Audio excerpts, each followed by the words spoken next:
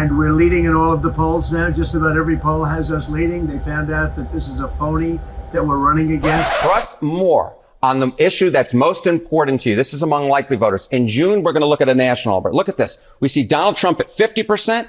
Look at Joe Biden at just 40%. So Donald Trump had a 10-point lead on the issue that folks said was most important to them. They could list any issue. Jump forward now to Michigan, Pennsylvania, and Wisconsin. What do we see? We see a completely different ballgame. And we're leading in all of the polls. Again, if the election were held today, you say that Harris would win. If the election were held 4 weeks ago, who would win? Who would have won?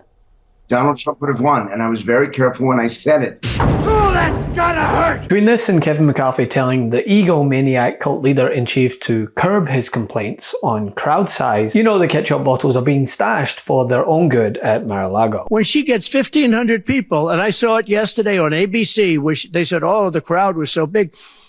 I have 10 times, 20 times, 30 times the crowd size. And you've got to make this race not on personalities. Stop questioning the size of her crowds and start questioning her position. So if there was ever an indicator that Kamala Harris continues to surge in the polls, it would be Trump's Truth Social feed. And I think feed is overstating it. I'd say it's more of a fire hose of complete and utter diatribe. You know, from claiming that the massive crowds at her recent rallies are nothing but AI-generated fabrications. Kamala Harris says that 15,000 people showed up for her rally in Detroit last week.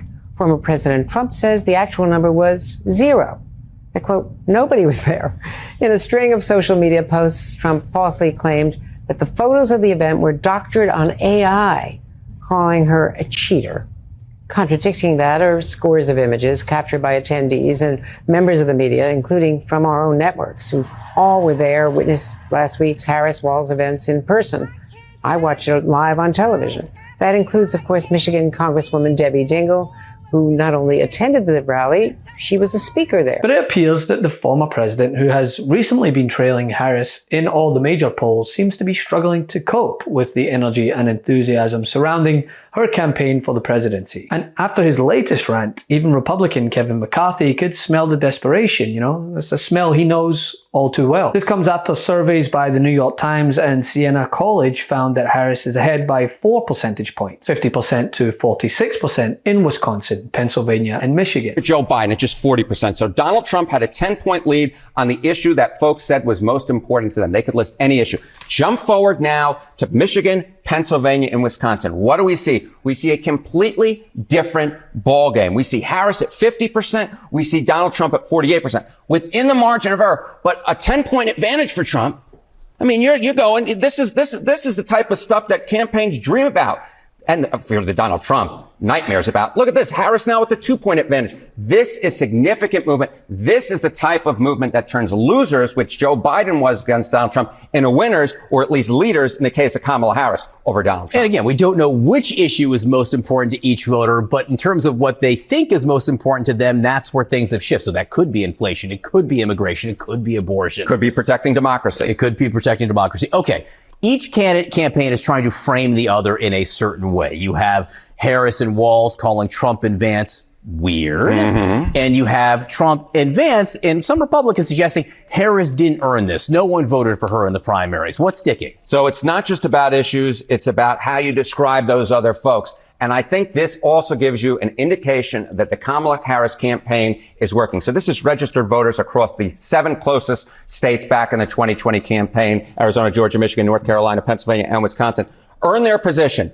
Kamala Harris, 45% of voters say that she earned her position. Compare that to Donald Trump, just 42%. Donald Trump and his campaign is losing the messaging war right here. How about they are weird? This is not where Donald Trump wants to be leading it.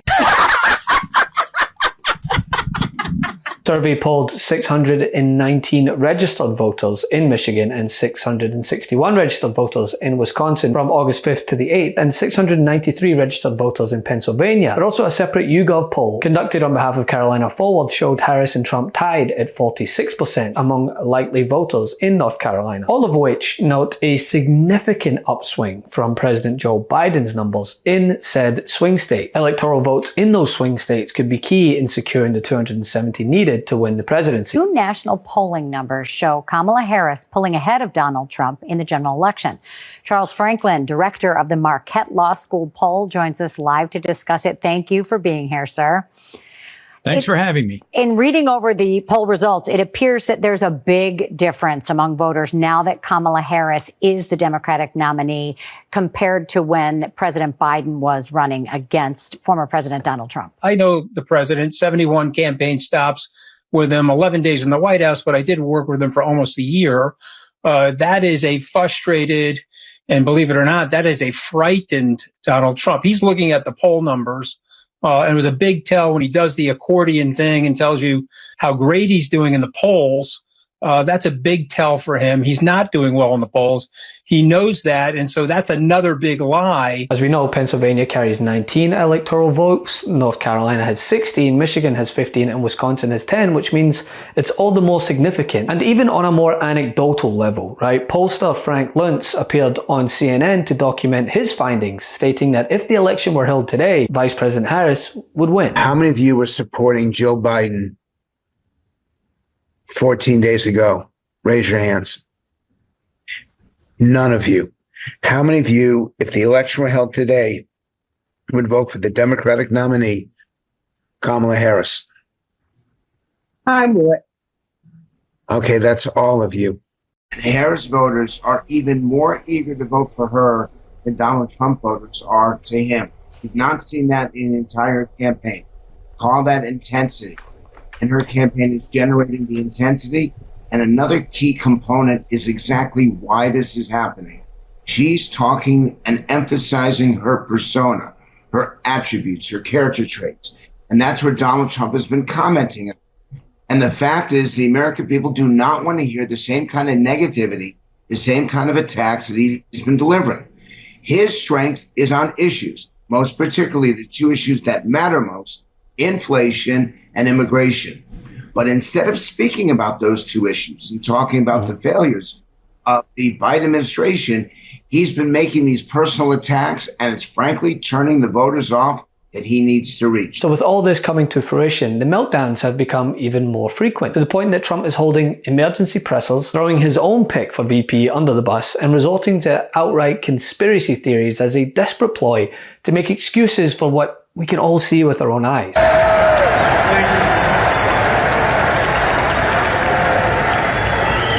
For 4 incredible years under our administration.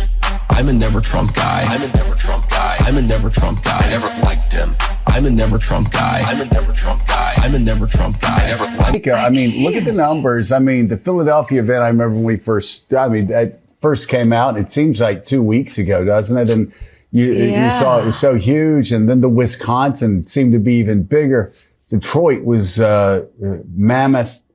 Then Glendale reports of 15,000 people there, more than Barack Obama had in his 2008 campaign. And then the Vegas show last night. And let's just say what it is. These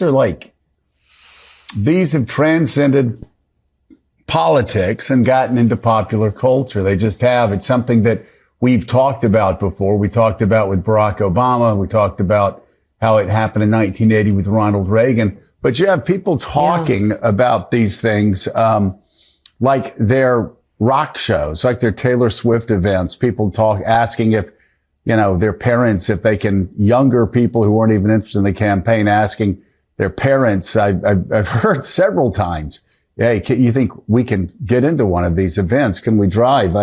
And you, of course, know people that have not only been Republicans their entire life, but actually worked as Republicans on the Hill, talking about driving 5 hours with friends to go to these events. It's going to be one of the great challenges for Republicans and for the Trump-Vance team to try to figure out how to slow down this momentum, because right now it just seems day in and day out to keep getting more powerful by the day. And unfortunately, for Republican strategists, Donald Trump is doing the opposite of what they want him to do. The Harris-Walz ticket is only growing stronger. Let us be very clear. Someone who suggests we should terminate the Constitution of the United States should never again stand behind the seal of President of the United States.